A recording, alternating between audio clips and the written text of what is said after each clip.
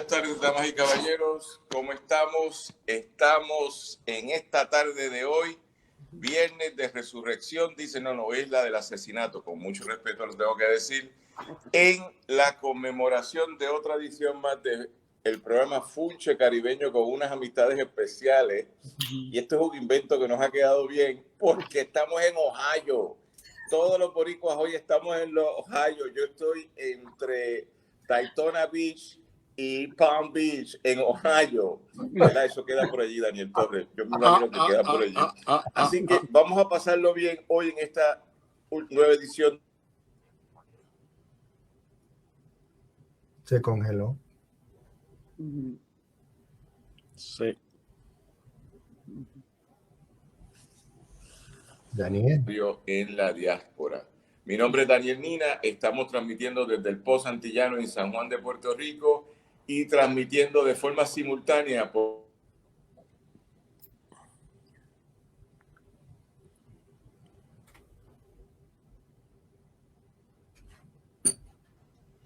Creo que es la fuente, a él se le traba.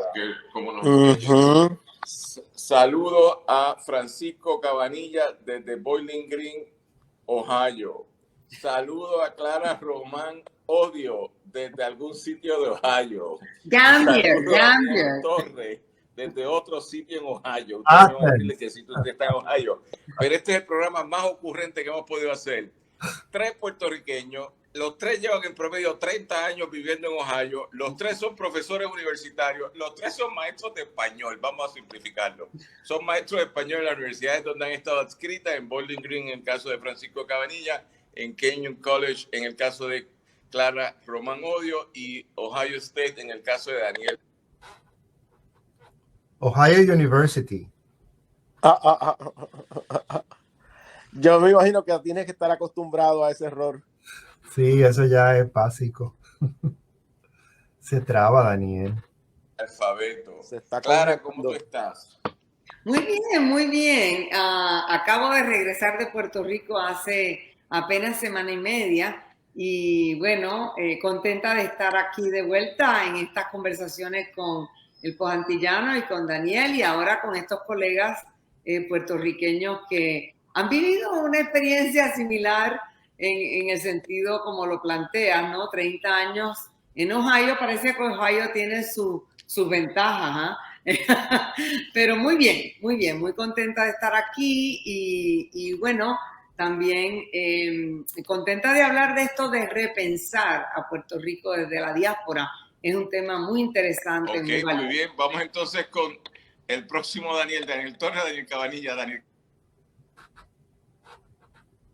Se trabó.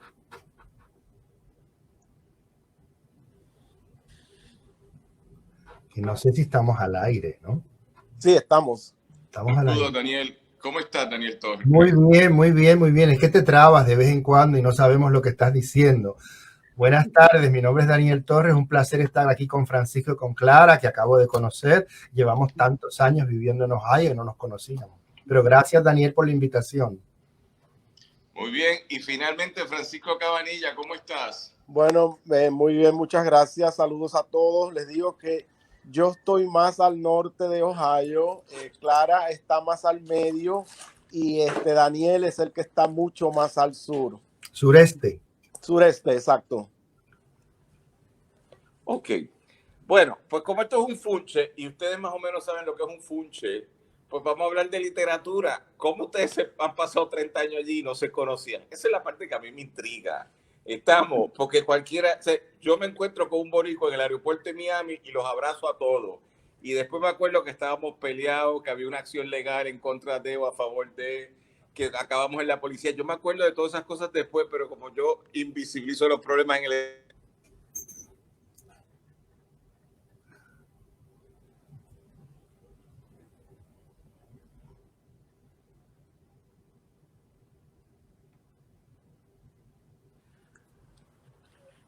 Te escucho. No escuchamos, pero si quieres yo me adelanto. Digo, yo a Daniel lo conozco desde hace un montón de años, desde que yo estaba en la maestría, y nos hemos visto esporádicamente en una que otra actividad. A Clara no la conocía. Es muy fácil estar en Ohio en literatura en español y no conocer a uno que está a 2 horas más de aquí. No es tan imposible, ¿no?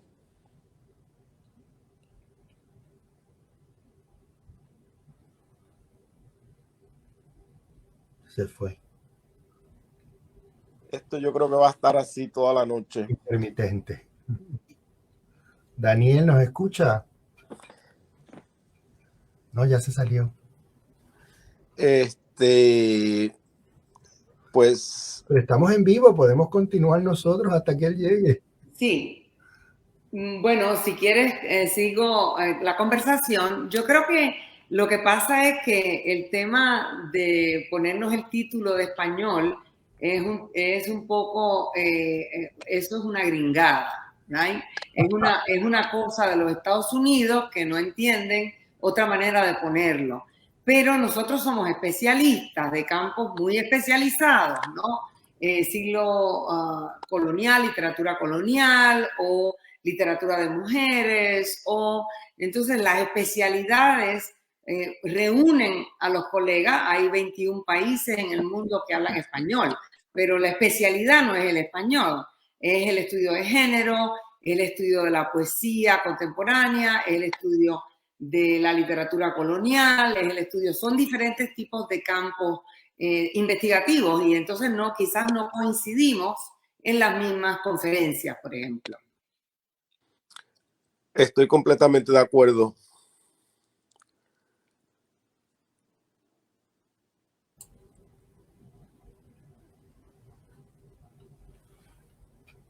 Daniel, no te escuchamos. No te escuchamos. Abre micrófono. Tampoco te escuchamos ahora. ¿No? Problema técnico. No estamos escuchando nada. No. Necesito. Pero podemos seguir la conversación en lo que él vuelve, ¿no? Sí. A ver, Francisco, háblanos un poco. Bueno, Hola, pues... hola. Ahora. Francisco, sigue conversando en lo que yo vuelvo a entrar. Sigan ustedes hablando en lo que yo entro. Bueno, Adrián, no, dile eso, por favor. me parece que la explicación que dio Clara da en el clavo. Estamos en literatura español, pero no necesariamente trabajamos los mismos temas, las mismas épocas.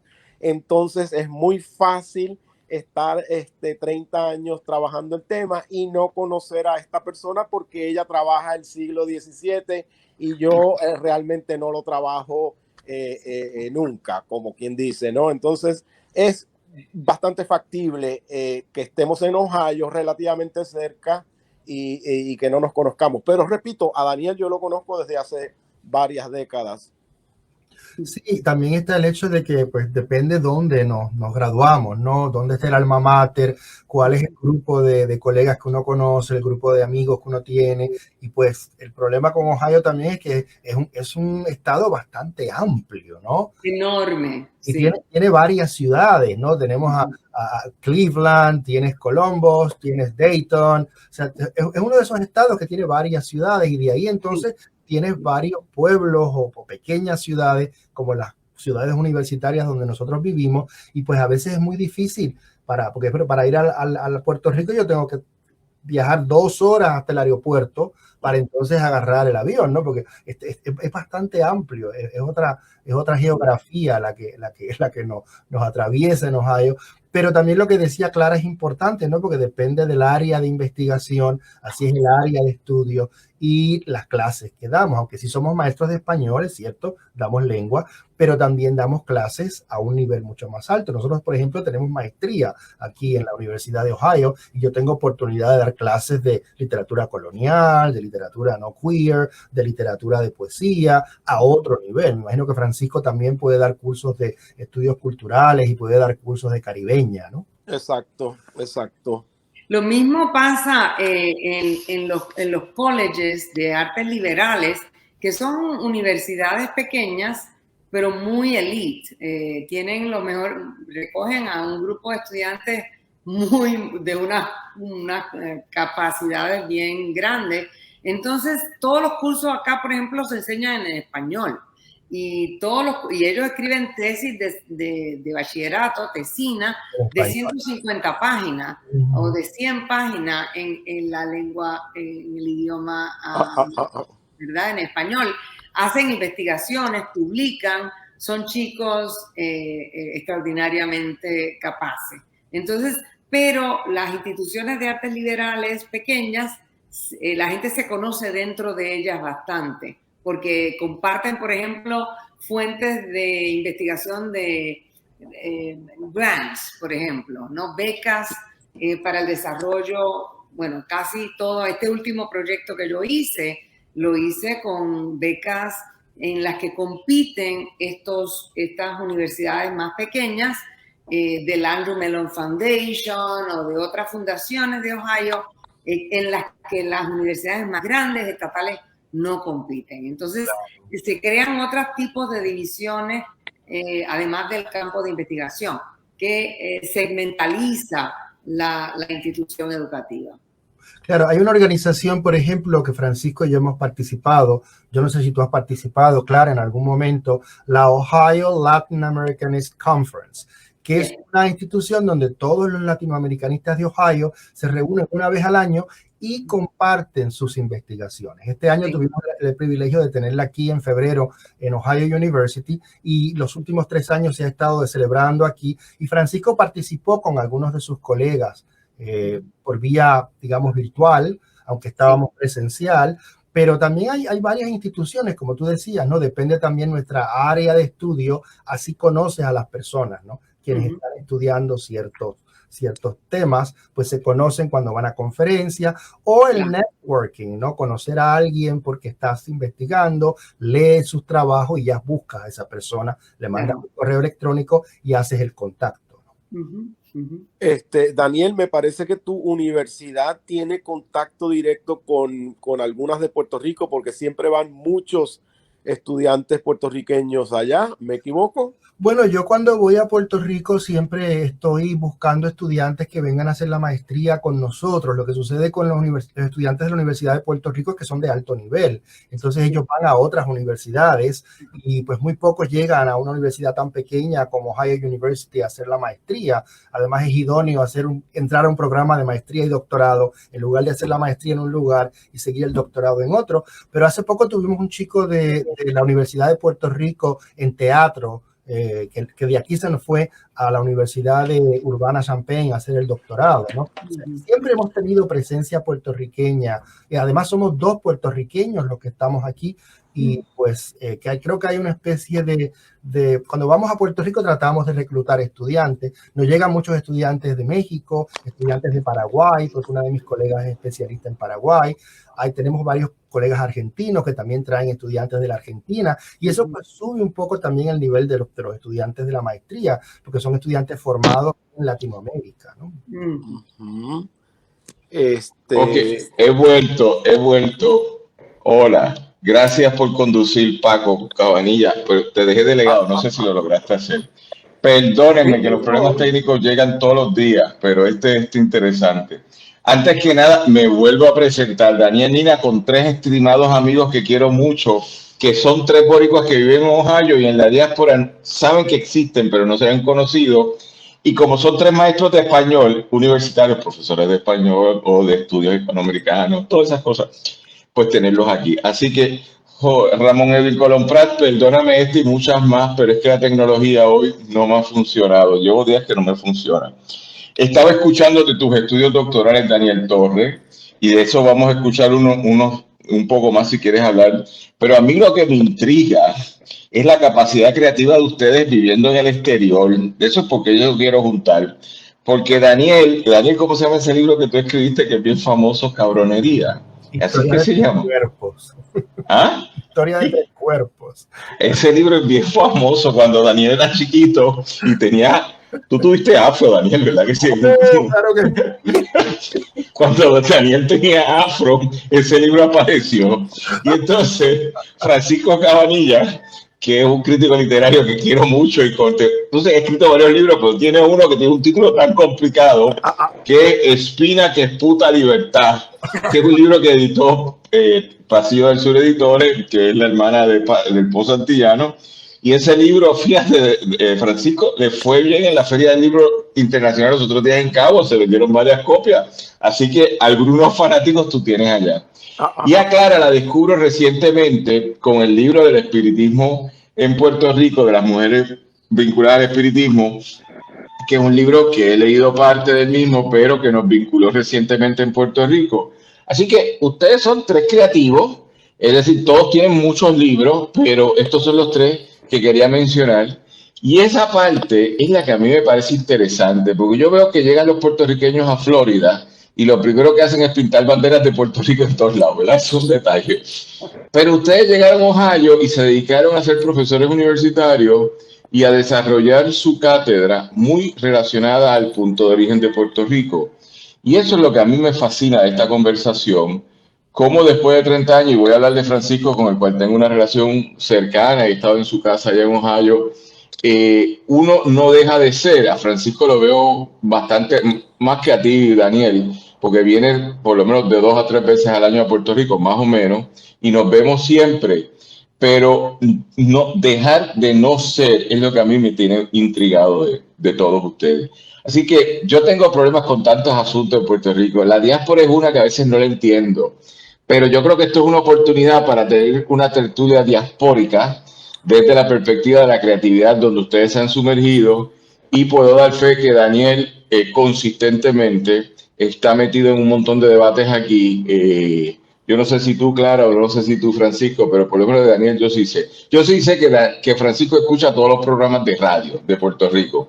Él está como si estuviera en la parada 23 escuchando programas todos los días. Pero vamos a ver, contesten ustedes, cuéntenos, porque esa parte es la que a mí me intriga, no dejar de ser. Eso es lo que a mí me fascina. 30 años en la diáspora y todavía no han dejado de ser. Esa es la parte que a mí Pero me mira, fascina. ahora es mucho más fácil. Por ejemplo, yo le pido a Alexa por las mañanas que me ponga Radio Universidad de Puerto Rico y escucho las noticias. Y luego le pido que me ponga WKQ, porque WKQ Radio te cuenta de todo, ¿no? Y entonces luego pide, yo cuando quiero escuchar música clásica, pues Alegro, ¿no? WIPR. Estoy conectado todo el día a Puerto Rico, ahora con Alexa, antes pues por la magia del internet.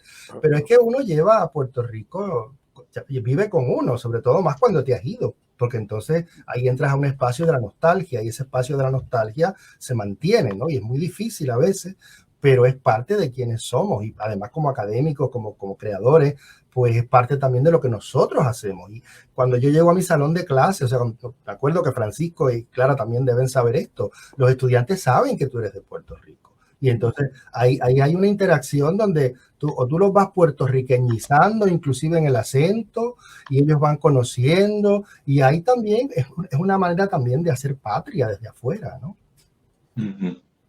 Carla, ¿cómo tú lo ves?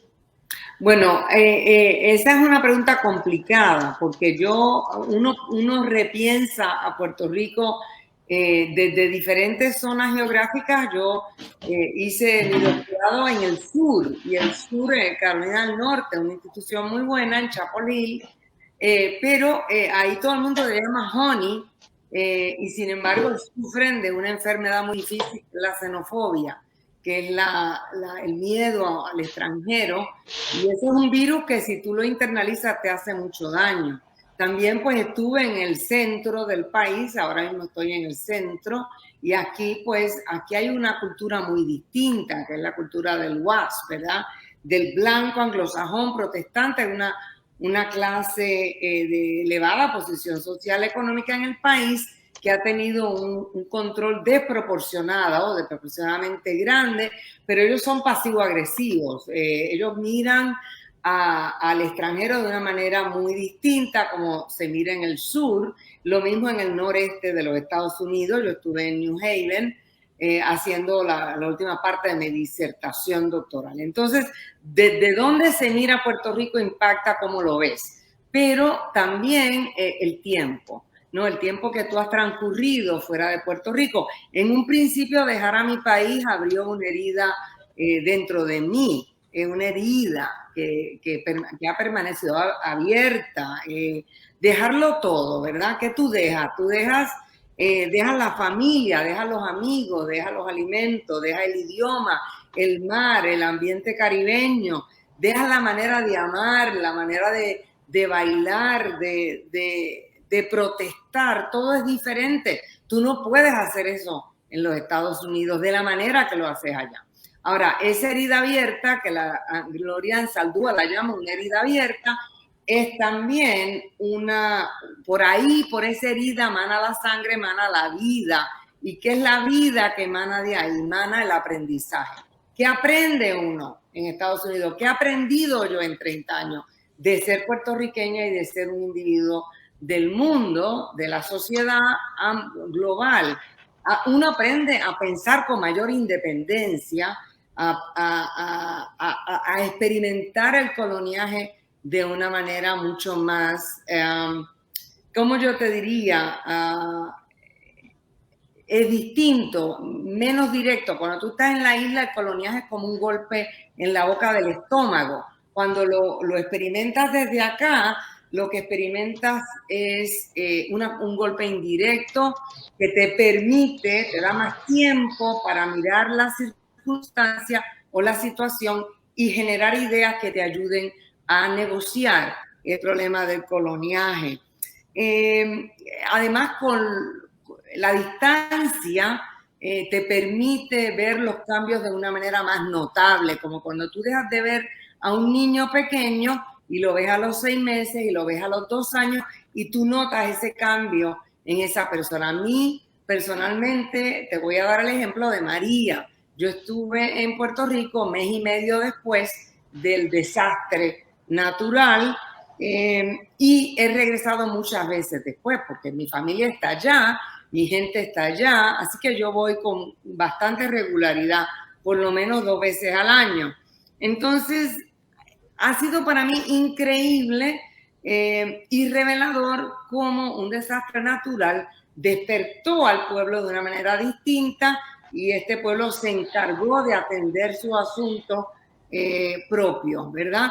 Por ejemplo, la colaboración extraordinaria que establecieron pescadores, biólogos marinos y otros expertos para limpiar el mar y para restaurar la vida marítima, la creatividad en el arte culinario, los medios sociales, cómo se han desarrollado, en este caso el Postantillano, pero muchos otros, y las librerías, ¿para qué? Para contar una historia alternativa de cómo piensan los puertorriqueños, las mujeres que se han convertido en líderes, que dicen lo que piensan y cómo enfrentan situaciones particulares. Ejemplo, las parteras, que han gestionado todo un modelo contemporáneo que se brinca el seguro médico, aunque utilizan la medicina tradicional también. Las espiritistas, que se plantean el problema social y lo gestionan desde un marco de referencia que es muy distinto al que plantea la religión. Entonces, en mi experiencia personal, yo pasé la diáspora para mí pasé de una herida que duele y enseña a mucha esperanza, porque lo que yo veo en Puerto Rico hoy en día es un pueblo comprometido que busca soluciones para lo más fundamental, que es una convivencia sana. Ahora, yo te he dicho antes, Daniel, que yo soy optimista, así que dentro de todos los desastres que podemos vivir y seguimos viviendo, de mí siempre va a salir algo así, pero ha cambiado mi perspectiva, que me he tenido que mantener conectada, por supuesto, porque esa es la tierra que me formó, que me vio nacer, que me dio una educación primaria, secundaria, universitaria, y a la cual regreso, que me dio un idioma, que me dio un modelo para mirar el mundo, un paradigma. Eso no se abandona jamás. Se amplifica, por dicha. Yo no me arrepiento de haberme ido ni un día, porque cuando yo estaba allá, adivina qué, no habían, aunque mi experiencia en el Room fue maravillosa, no habían modelos de profesionales, de mujeres. Las instituciones educativas no le ofrecían hace 40 años a las mujeres las oportunidades que yo buscaba. Y las escuelas graduadas estadounidenses me lo ofrecieron a mí y se lo ofrecieron a mis 2 hijas que son adultas, profesionales y muy exitosas. Entonces yo dejé la isla porque me convencí que ahí no había unas oportunidades para yo desarrollarme como yo aspiraba, sencilla y simplemente por ser mujer. Bueno, nunca me he desconectado enteramente. Así que ese es el resumen. Gracias, Clara. Y Paco, ¿cómo tú lo ves, Francisco Cabanilla? Mira, yo lo veo de esta manera. Nosotros tuvimos la suerte de escoger la mejor profesión porque nuestro trabajo nos mantiene conectados a Puerto Rico, a América Latina, al español.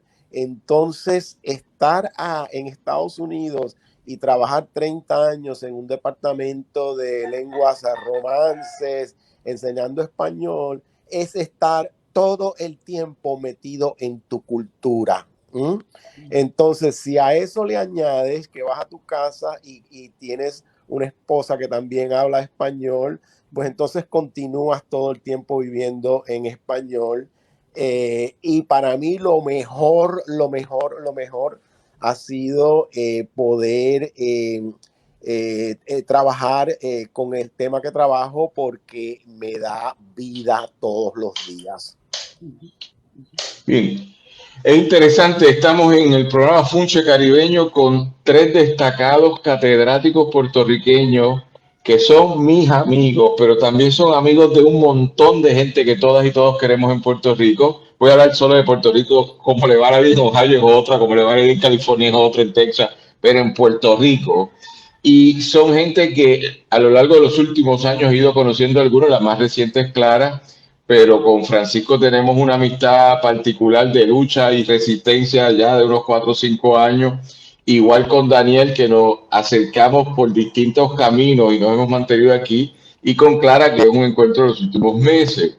Pero a mí me gustaría decir, solo voy a destacar 3 libros de cada uno, que en el caso de Daniel Torres, su obra, no es la obra cumbre, pero es una obra bien chévere, que es un referente en Puerto Rico, Cabronería, Historia de 3 cuerpos, pero también tiene La Isla del Desencanto, y tiene un trabajo académico de esos duros titulado La poesía en la literatura española y latinoamericana de Garcilaso de la Vega y José Emilio Pacheco, que él es un experto en José Emilio Pacheco y ahí coincidimos porque Pacheco a mí me gusta también, lo he leído y tiene un librito que dice así, The past is a foreign country, they do things different there. Es un preámbulo que él le pone a un libro que me parece extraordinario. Y en el caso de Clara, destaco el libro Mujeres Espiritistas en Puerto Rico en español y en inglés. También un trabajo de esos académicos duros que se llama Sacred Iconographies in Chicana Cultures. Y dentro de eso, y el otro libro, Chicana Cultural Productions, y el otro libro, Octavio Paz en los debates críticos. Y de igual forma, el compañero Francisco Cabanilla destacó 3 libros. Uno que es un referente local porque es un debate importante sobre un poeta nacional, Ensayo Silenista, de Paco, y el otro está Pedreira nunca hizo esto. Y finalmente, reitero, el libro que publicó con Pasillo del Sur, Espina que esputa libertad. Así que yo podría seguir hablando personalizadamente de cada uno, pero este es un funche para hablar de esa oportunidad de haberse ido. Y yo recojo lo que cada uno de ustedes ha planteado de la oportunidad de pasarse 30 años de su vida, que sin lugar a duda todos ustedes tienen otras vinculaciones emocionales, otros destinos, tienen hijos, tienen familia, tienen pareja. Y dentro de esa conversación, pues Puerto Rico sigue siendo un referente de origen, pero ampliado. Ustedes son como ir a un restaurancito de eso de comida rápida, que dicen, ¿cómo lo quiere, sencillo o agrandado? Ustedes son una versión agrandada del país porque han vivido ahí. Lo cierto es que trabajar con ustedes en distintos formatos es muy interesante porque no me da igual con todo el mundo, porque tienen una mirada, puede ser crítica, puede ser solidaria, pero no es paternalista en la relación a Puerto Rico como un país, como una nación. Hay una facción que ahora nos ha reducido a una jurisdicción, así que ellos hablan. Yo no hablo de eso, yo hablo de una nación puertorriqueña. Y dentro de eso, pues entonces el ir y venir va reforzando. Y algo que dijo Daniel que me parece muy interesante, y también lo trajiste tú, Paco, que es el sentido de dar clase en estos departamentos han estado participando, siempre los hace mantenerse con su punto de origen. Pero sin lugar a dudas, lo que dice Clara es un referente que le toma atención, que el punto de origen en la conversación, el formativo, es como dice la canción de Fiera de la Vega, salimos un día, y yo soy el que viene de Roberto Clemente, de Julia de Bulgo, de tanta historiografía bien hecha y mal hecha que se ha hecho en este país para recordarnos nuestros orígenes donde estamos. Ahora bien, yo porque esta invitación es para hablar de la diáspora, ¿verdad? Pero ya yo escuché a ustedes y las he reconocido como personas que han dedicado su vida al quehacer académico, literario, en la creatividad. Pero uno hace una pregunta que a mí siempre me hace un referente, que cuando yo vivía en Sudáfrica hice un ensayo que no sé si lo han visto en la revista Coupé, que se titula La nacionalidad portátil. ¿Alguien vio conoce ese ensayo? Es un ensayo que salgo yo con lo que era un boombox, esas caseteras, y caminando cuando vivía en Sudáfrica, y Olga Noya, la querida amiga de todos y todos nosotros aquí, que falleció hace ya 20 años como mínimo, pues ella me lo publicó porque yo era un muchacho chiquito, inquieto y vivía en Sudáfrica y ella me había publicado unas cosas y dijo, te lo voy a publicar. ¿Cuál era mi tesis? Que yo vivía el mundo, yo llevaba ya varios años viviendo en África del Sur y entonces yo era un experto en asopao puertorriqueño. Esta es buena, Daniel. Y todo el mundo, los surafricanos, blancos, negros, mulatos, judíos, venían a mi casa a comer asopao puertorriqueño. Y a mí me daba un orgullo ese asopao porque decía la gente, oye, qué buena comida puertorriqueña tú haces. Hasta que vino Juan Antonio Franco y la delegación de estudiantes puertorriqueños de los primeros viajes de San Juan, Río Piedras, UPR, a Sudáfrica, y los invité a mi casa a comer asopao. Esa fue la última vez que yo cociné el asopao, porque aquella gente dijo, esto tú le llamas asopao, pero esto no tiene nada que ver con Puerto Rico, esto no sabe que eso es Puerto Rico, esto está desabrido, esto no tiene sabor, esto y lo otro, y yo me traumaticé y no lo volví a cocinar por mi madre, yo no he vuelto a cocinar un asopao como en 20 años, y entonces es que el sentido de vivir en la diáspora nos va creando esta falsa ilusión del lugar de origen que se va distorsionando. Eso es lo que quiero traer aquí.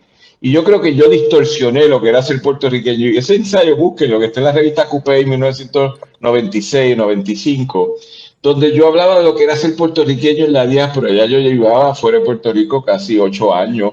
Yo me pasé 15 sin volver a Puerto Rico a vivir. Después de 15 años empecé a vivir entre países y después me quedé. Pero eso lo traigo para ver cómo ustedes se sienten, porque a veces el ojo de la diáspora va distorsionando lo que es el lugar de original, pero las fuerzas del mal en Puerto Rico tienen una campaña de que eso es normal, que no existe ningún esencialismo en Puerto Rico, por lo tanto, la puertorriqueñidad se vive igual en San Juan que en Ohio. Yo no sé si eso es verdad, pero me gustaría saber cómo ustedes lo piensan. No sé, yo diría un poco para agarrar la pregunta desde un ángulo que no la contesta directamente, pero que me parece que es algo que quiero decir, que no quiero que termine el programa sin decirlo. Nosotros me parece que nos fuimos de Puerto Rico a finales de los años 70, segunda parte de los años 70, cuando todavía en Puerto Rico la diáspora era mal vista. Se van los malos, se van los que no se pueden quedar. Aquí no los necesitamos, que se vayan. ¿Y qué pasa? Que después que empiezan todos los problemas en el nuevo milenio, hay una manera bien diferente de mirar la diáspora y cambió el discurso, porque la gente, en vez de decir se van los malos, decían no se vayan porque entonces el país se va a hacer pedazos. Para mí, en estos 30 años, eso ha sido lo más dramático, ver cómo mi experiencia de la diáspora estaba un poco más conectada, aunque no tanto, con lo que pasó en los años 50, 40, 50 con la diáspora nunavután, y que eso cambió dramáticamente. Y hoy en día la diáspora es parte del discurso en Puerto Rico y no se ve como se veía antes. Clara, ¿cómo tú lo ves? Bueno, eso es una pregunta bien interesante, Daniel. Yo estoy de acuerdo contigo en que En que la sopa obvio no vale la pena. no lo he probado, no he tenido la vista. Ojalá que la tenga, pero no lo he probado. Pero se distorsiona la manera de mirar cuando estás de afuera, pero también se amplifica. Y te voy a dar yo tengo que hablarte de la experiencia física que la acabo de experimentar. Acabo de llegar hace semana y media, pasé allá 23 días, de esos 23 tuve una semana frente al mar y me bañé en el mar 2 veces al día y me comí toda la cosa frita que pude comerme, que jamás me puedo comer aquí, y hablé con todos los puertorriqueños que conocía y no conocía, que pude. Entonces, ¿qué pasa? ¿Cómo voy a ser la misma puertorriqueña en Ohio? ¿Con quién? ¿Con quién voy a ser? ¿Con quién? No puedo ver a Puerto Rico igual. Viéndolo desde el calor caribeño, desde el calor humano, desde el pugilato y el problema del país, verlo desde el apuro y desde las interrogantes, viviéndola en mi sistema nervioso, allá es una cosa y acá es otra. Sí hay una distorsión. Se pierde la mitad del alma cuando uno sale de allá y se viene para acá. Yo me volvería loca, no creo que podría regresar a quedarme permanentemente porque me he acostumbrado al silencio. Y el silencio de este país que es tan mudo, pasivo, agresivo, disimulado, embustero de tantas maneras, me ha sanado. El silencio para mí ha sido restaurador. ¿De qué? De mi propia independencia de pensamiento, de mi capacidad de decir no, eso no es así, es asá. Me ha dado una independencia y un valor que no tenía porque el bullicio no me dejaba pensar. Y cuando yo voy, yo disfruto mucho, yo amo mucho, yo recibo mucha alma, pero es difícil. Uno lo piensa todo a 1000 millas por hora y lo vive a 2000. La distancia geográfica y el lente se distorsiona sin lugar a duda, pero a mí me gustan las dos. Yo no creo que hay que esencializarlo ni aquí ni allá. Claro. Yo creo que la diáspora tiene un propósito y que es positivo porque depende cómo lo haga. Cada cual tiene que hacerlo como le parece. Ya. Qué bien. Francisco, Daniel, por favor. Pues mira, yo me fui de la isla en 1984, una vez acabé el bachillerato. Claro, vine a estudiar, a hacer la maestría y el doctorado, pero también como un hombre homosexual que había aceptado su homosexualidad en 1984, la isla se me hacía chiquita por muchísimas razones, ¿no? Por el problema de la homofobia, por el problema de, como decía Clara, las oportunidades que yo podría tener, lo que yo quería hacer con una maestría, por ejemplo, con un bachillerato en literatura comparada y estudio hispánico, era como me decía mi mamá, nene, ¿con qué se come eso? ¿No? Porque cuando yo le expliqué a mi mamá y empecé la maestría y le dije, mami, voy a ser pues maestro. Ya entonces ella se calmó, porque dijo, bueno, pues va a ser maestro, ¿no?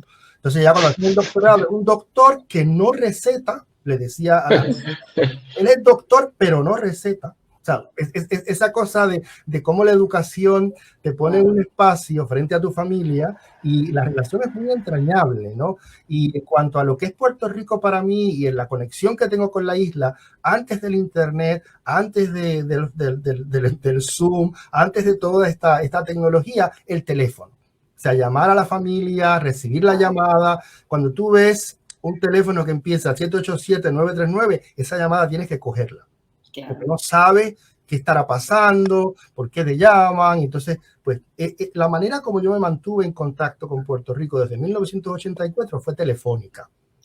Esa llamada todos los sábados. o esa llamada todos los domingos. Entonces te ponías al día de todo lo que estaba pasando en la isla. Mi mamá era una junkie de las noticias, entonces ella me contaba y me contaba y me contaba y me contaba y yo escuchaba y escuchaba y escuchaba. Y pues ya luego cuando tú tienes acceso, ¿no?, a la prensa, tienes acceso a lo que está pasando en la isla, pues tienes otra perspectiva. Pero sí, yo vuelvo a la idea de la nostalgia, porque para mí vivir en Puerto Rico desde acá, como he tratado en varios de mis poemas, por ejemplo, tengo uno que se llama El eco de la memoria, el haber perdido ese balcón, el haber perdido ese espacio, el balconeo, la familia, los vecinos, todo eso es muy diferente acá, como dice Clara, ¿no? La interacción que se hace en Ohio es una interacción un poco más intermitente, en mucha distancia, ¿no? Entonces, es algo que también tú aprendes. Yo por eso digo que yo soy puertorriqueño, pero también soy Ohio Rican, porque he aprendido esos códigos, lo he internalizado hasta cierto punto. Y como dice Clara, la primera vez que llego a Puerto Rico, ya el bullicio, el ruido, a mí me gusta, porque a mí me gusta y me meto y no sé qué, pero claro, cuando tú quieres estudiar, cuando tú quieres leer, cuando tú quieres hacer otras cosas, la maravilla del silencio es algo que aprecias a esa distancia. Pero tienes que tener mucho cuidado que ese silencio no te silencie a ti, porque la voz que tú tienes es una voz, pero profundamente puertorriqueña y por supuesto caribeña, ¿no? Esa cosa que tienes que aprender a no gritar, porque los puertorriqueños gritamos, te tienes que bajar la voz en un restaurante, tienes que hablar bajito, tienes que hacer una serie de cosas que pues a veces es un poco difícil, y yo lo he aprendido en los 30 y pico de años que llevo viviendo en Ohio, he aprendido a entrar y salir de las dos culturas, porque no soy un animal del Midwest, como animal antillano, creo que tienes que hacer esas negociaciones para poder entonces, sobre todo cuando estás en un faculty meeting, cuando tienes un grupo de profesores que estás hablando, que estás discutiendo algo, los puertorriqueños tendemos a interrumpir, a hablar por encima, no sé qué, y eso es algo que tienes que aprender, a guardar la medida, la distancia, porque es toda una técnica que se aprende en el exilio o en el sexilio, en mi caso, por mi orientación sexual. Bien, yo creo que entran ahora en este programa, que tengo que decirlo desde ya, normalmente no lo digo, pero yo quiero que este se repita. Adrián, producción, Alejandra, producción, hay que volverlo a invitar como en un mes, o sea, hay que dar un espacio también como un mes. Y, oye, Paco, y nos vamos a sustituir por esos otros programas que tú oyes todas las tardes. Vamos a tener un programa con ustedes desde Ohio, hablando sobre Puerto Rico, ¿verdad? Porque Paco es adicto de otros programas semanales que analizan el país, pero nosotros por lo menos tenemos una perspectiva distinta, que es sobre las identidades, cómo se construyen, se modifican, se expanden cuando uno se va del país y tiene otras oportunidades, sin lugar a dudas, y pues le pongo atención a lo que ustedes dicen.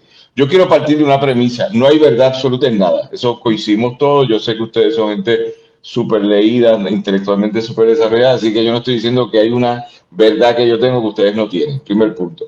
Segundo, me parece muy interesante poder hacer esta reflexión, porque la narrativa de la diáspora, Paco, que tienes razón, las primeras diásporas de Puerto Rico, fines del siglo XIX, pues mi abuela que se fue de Aguadilla para Santo Domingo, eso fue una diáspora, pero de esa se habla poco. Yo soy de La Rosa y todos los de La Rosa o Rosa de Aguadilla somos parientes, pero mi abuela se hizo dominicana y murió en Cuba, etc. Así que hay múltiples diásporas. Después está la de los principios del siglo XX, y dentro de esa conversación después viene la gran diáspora del 47 al 65, que es la que todos sabemos que, como bien apuntas, Paco, fue problemática, no solo porque se iban, eran excedente poblacional. Entonces, ¿imaginan ustedes yo llamarlos excedente poblacional? Jamás, pero así lo llamaron los políticos. Pero cuando regresan les llaman New Yorkers. A ustedes nadie le ha dicho que usted es un Ricans, ¿verdad? Usted le dice que usted es un profesor o profesora destacada en Estados Unidos. Pero lo que pasa es que en este país, y podemos aquí debatir o no, hay un problema interesante en la construcción, fortaleza o debilitamiento de la identidad nacional llamada la nación o la nacionalidad puertorriqueña. Y entonces se juega con las distintas variantes o narrativas sobre la diáspora para reforzar o debilitar ese punto de partida. Eso es un programa que nos daría 4 horas de análisis y podríamos traer antropólogos y sociólogos para interpretarlo en adición a lo que ustedes puedan decir. Pero hay un punto ahí muy interesante. Hay unos programas de radio en Puerto Rico que van dirigidos a la nación. Y tú dices, ¿qué nación? La de Filadelfia. Tú te quedas, ¿en serio? Sí, en serio, porque es una medida de que el peñón este no tiene ningún valor. El peñón tiene valor si tú hablas desde la lógica de la soberanía y la independencia nacional del siglo XIX, el proyecto decimonónico. Pero yo le puedo decir algo que un poco Clara lo entendió, por lo menos lo explicó otra ahorita, que a mí me parece interesante, y Daniel también puede entender el planteamiento tuyo, es decir, yo me voy a un país que era homofóbico, ha progresado, Puerto Rico ha progresado mucho en este tema, pero cuando tú te vas, o sea, la caldera estaba súper caliente y era difícil encontrar, pero ya en el 1969 se había dado la lucha allí en Nueva York, en la calle, se me olvida el nombre, de Nueva York, en el Village, y eso parte de un proceso que empieza a germinar eventualmente 50 años después, 40 años después, en la equidad que se plantea allí. Mucho más adelantado que Puerto Rico, pero en Puerto Rico ha habido mucho cambio en los últimos años. Pero sin embargo, en esa lucha había muchos puertorriqueños también. Claro, pero esa es la historia que hay que destacar y tengo que decirte, tienes que hablarte con Clara, porque Clara ha descubierto que habían tantas mujeres escritoras a principios del siglo que de Puerto Rico no se habla de los mismos hombres que me caen bien, pero son los mismos hombres. Y ella en el libro de espiritismo, de mujeres espiritistas puertorriqueñas, descubre un montón de mujeres de las cuales no se habían hablado. Pero yo con esto cierro porque quiero provocarles con esto. Yo viví 15 años fuera, entre doctorado y después irme a Sudáfrica, 1991 al 2006. En 2006 que empiezo a volver de verdad. Y viví en dos países, o sea, formalmente en Inglaterra 5 años y en Sudáfrica 10. Pero yo tuve un problema y por eso fue que regresé. Y creo que es muy respetuoso decir, pero ustedes decidieron no regresar y eso es súper válido. Porque, y tú sabes, yo no voy a entrar en la vida personal de Paco, que la conozco bien, pero Paco vive entre latitudes, entre su esposa, su hijo, el país de origen de su esposa, todas esas cosas son latitudes que uno va avanzando y que se hacen irreversibles. Siempre y cuando uno esté en alegría no hay problema. El gozo de los cristianos también se puede apropiar por nosotros, ¿verdad? Pero yo volví por dos cosas. Uno, porque me aburrían los domingos. Yo los domingos en Puerto Rico es una cuestión, esto, lo otro, insustituible. Pero segundo, y esto lo empecé a vivir en Inglaterra, que me cansé de explicar I am Daniel Nina from Puerto Rico. Yo me cansé de eso.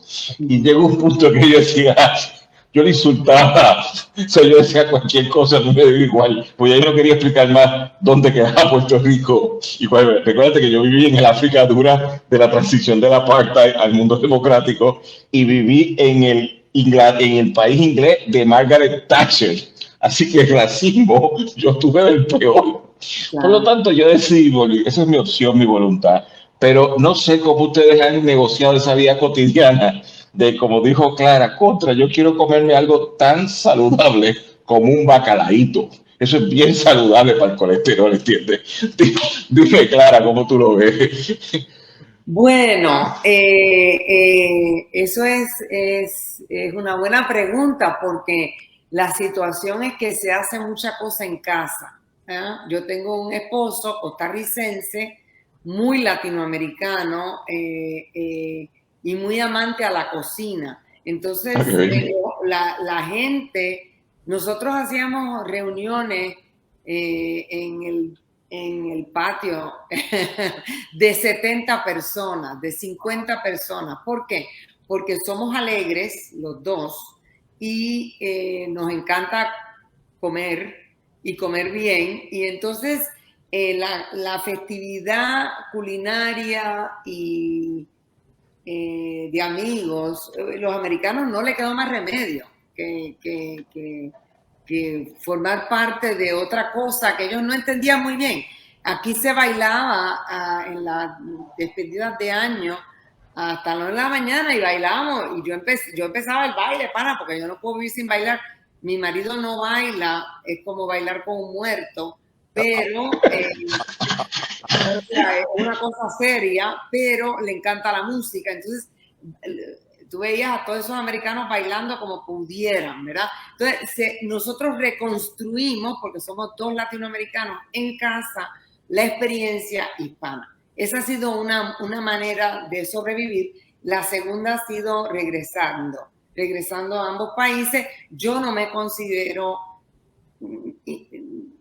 nada más que una expatriada. Yo salí de mi patria me vine para acá por unas razones muy personales que ya las mencioné y vuelvo a mi patria cuando me dé la gana. Y de hecho lo hemos considerado seriamente últimamente. Pero no pienso levantar raíz e irme enteramente. No lo pienso hacer porque me siento muy bien aquí y lo he trabajado demasiado mucho. Me gusta, tengo mis hijas aquí y tengo unas libertades y un silencio que para mí es indispensable. Oye, me parece extraordinario que los tres coinciden de una forma u otra en el silencio, en que allí se puede trabajar desde el silencio. Qué cosa más interesante, lo que llamaría un difunto la pausa, vivir en la pausa. Dime, Francisco. Bueno, tú te fuiste, regresaste porque estabas cansado de decir yo soy Daniel Lira de Puerto Rico porque nadie sabía de qué estabas hablando. Pues te puedo decir que yo llevo más de 40 años viviendo acá y aquí tampoco saben qué es Puerto Rico y el cambio dramático fue María. De María para acá, ahora los estadounidenses saben que los puertorriqueños son ciudadanos americanos, algo que no sabían. Entonces eso de vivir en un sitio donde no saben, pues un poco es parte de toda la experiencia diaspórica en los Estados Unidos, porque nosotros nos pasamos en Puerto Rico hablando de las relaciones con Estados Unidos todos los días y cuando venimos acá nos damos cuenta que hay un silencio enorme, porque acá no saben ni lo que es Puerto Rico. María lo alteró un poco. Respecto de volver o no volver, pues, ¿qué puedo decirte? Yo he sido afortunado porque durante todos los años que yo he trabajado acá, yo siempre he vuelto a Puerto Rico en Navidades, en verano, y no siento que estoy completamente alejado o desconectado. Estoy demasiado conectado con mi familia y con las veces que voy allá. Entonces, mi hijo lo tengo acá, que está en Houston, mi esposa es de Argentina, entonces yo me imagino que cuando me jubile, estaré entre Puerto Rico y Houston, ¿no? Pero yo todos estos años que he estado por acá trabajando con temas sobre Puerto Rico, yendo y viniendo, pues me siento que nunca he dejado de estar en Puerto Rico. Me siento que estoy cerca, no me siento alejado y completamente olvidado de todo eso. Qué bien. Daniel, ¿cómo lo ves tú? Bueno, yo me fui a los 23 años, hace 38 años, tengo 61, y yo creo que en realidad me fui físicamente, pero mentalmente, espiritualmente, yo sigo viviendo en Puerto Rico, ¿no? Por muchísimas razones. En mi caso, la manera como yo me reconecto también es por México. Ustedes saben que yo tengo esa conexión con México. Yo viví 20 años, la mitad del año lo vivía en Mérida, Yucatán, y todavía vuelvo a Mérida, Yucatán. En muchos casos digo que soy puertocateco, mitad puertorriqueño, mitad yucateco, además de ser Ohio Rican y ser puertorriqueño. Y más que puertorriqueño, soy cagüeño, porque yo soy de nuestro país, autónomo de Cagua. O sea que estas cuestiones de identitarias, de dónde eres y cómo eres, yo creo que eso evoluciona y va más allá de ser de un lugar o de un espacio. Y como decía en un momento Francisco, te da una perspectiva desde afuera, estar en Ohio y ver también la isla y calibrarla, tal vez por la experiencia de María, tal vez por la experiencia política que tenemos, ¿no? Que todos conocemos, pero también te pone en un espacio donde entonces tu voz puede ser escuchada desde otra perspectiva. Y eso yo creo que es parte de ese, a mí no me gusta esa palabra, pero ese empoderamiento o el empowerment que nosotros hemos podido vivir por el detalle de estar trabajando y viviendo en un lugar como Ohio, ¿no? Porque recuerden, muchos de mis estudiantes nunca han visto el mar. Y eso para nosotros, cuando ellos me dicen, es que yo no sé lo que, imagínate leer un poema del mar con imágenes marinas y no saber lo que es el mar.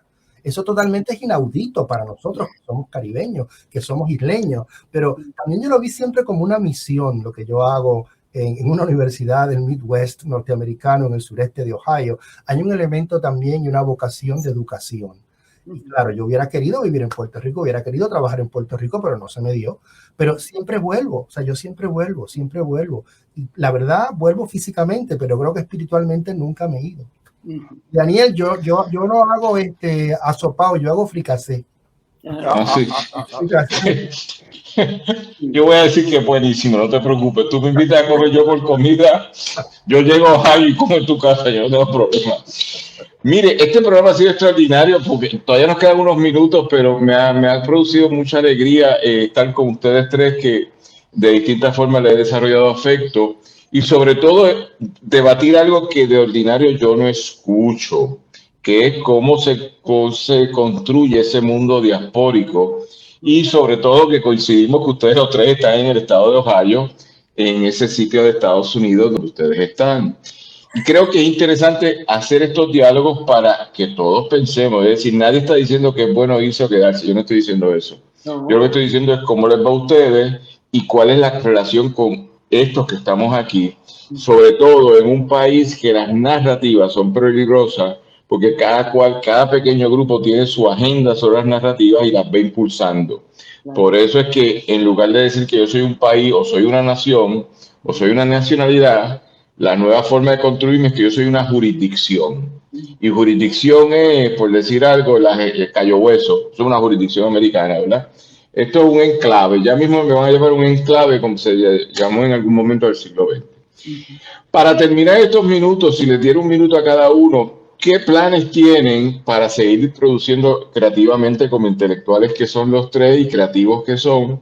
¿Qué planes tienen y cómo los planes de ustedes se vinculan sin algo con los que vivimos de este lado? Yo sé que todos ustedes se vinculan y Daniel, Rincón Poético viene porque nosotros lo estamos resolviendo, Adrián lo está resolviendo, nosotros vamos a resolver ponernos nuestro wicket, porque si dependo de los otros no va a pasar. Así que vamos a ver, Daniel, ¿qué planes tenemos? Nos quedan un minuto a cada uno. Yo tengo un libro en preparación, escritura del VIH y SIDA en la poesía puertorriqueña, y tengo una novelita, la tercera parte de mi trilogía, Morirá así de una primavera, Conversaciones con Aurelia y Lucy, ¿tú qué sabes? Esos son mis planes para el futuro, poder sacar esos dos libritos. Y por supuesto... Muy bien. Clara, ¿cómo tú lo ves? Yo también estoy escribiendo y estoy escribiendo memorias desde la niñez. Y ha sido una experiencia bien intensa. En los últimos 2 meses he estado escribiendo mucho, muy rápidamente. Quizás me tome 10 años terminarlo, no sé.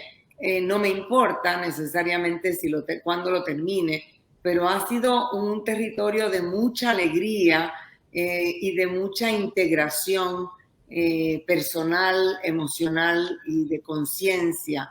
Caminar por esos pasillos de la memoria y de una manera, son viñetas, entonces son cápsulas de experiencia y bueno, pienso seguir ahí porque me encanta. Bueno, okay. ¿Y Faco? Me gustaría terminar un ensayo sobre un poema de Luis Pález Matos de 1942 titulado Menú, y la idea sería estudiar las colonialidades y definirlo como un restaurante transmoderno. Ay, mira, ay Dios, esto me da cosa ahora, pero nada, yo soy Danielina de Puerto Rico, es un placer haberlo conocido y me comí. Hoy, Viernes Santo, me metí en Guabate a comer lechón, un exitazo, ¿está bien? Lechón, oye, Daniel, lechón con cuajito, eso es bien saludable, pero está rico de verdad. Miren, gente, este programa, producción, Adrián Siaca en los controles en San Juan, Robertito Rivera en los controles en San Sebastián, Alejandra Ortiz Arraiz en la producción general, y en la mentoría Ramón Edwin Colón Prat y que le habla Daniel Nina. Este programa hay que repetirlo, pero lo podemos hacer, Daniel, de distintas formas. Uno lee, nosotros analizan o hablar de los próximos libros de ustedes. Yo me lo he gozado, como dicen por ahí, y de verdad les agradezco esta explicación que es desde el corazón, desde lo humilde, no desde la superioridad. No somos supremacistas, somos gente que estamos ahí y nos vemos todos los días nos hablamos, porque yo con algunos de ustedes me hablo todos los días, y dentro de esa conversación les deseo siempre lo mejor y muy agradecido, sea lo que sea, por siempre defender esa identidad primaria que dice yo soy puertorriqueño o puertorriqueña, y como dice la canción, y más nada. ¿Está bien? Yo soy aquí o en la luna o en unas galaxias que están definiendo hoy, que tuvieron unas explosiones de hidrógeno por ahí en la siderurgia. A nombre de todos los que trabajamos en el Pozo Antillano y hacemos esto posible, le damos las gracias a nuestros compañeros boricuas que están en Ohio, en el estado de Ohio, en 3 ciudades distintas, 3 universidades distintas: Francisco Cabanilla, Clara Román Odio y Daniel Torres. Gracias por estar con nosotros. Mañana a las 2 estamos en el Club de Lectores con la distinguida historiadora Evelyn Vélez Rodríguez, hablando del libro de Muñoz y la política exterior. Y el lunes volvemos al programa de Cultura 7D. Todas las semanas, 3 producciones nacionales en Puerto Rico, radio y redes sociales, aquí desde el Pozo Antillano. Será hasta entonces. Muchas gracias a todas y a todos que nos escucharon. Adiós. Adiós. Adiós.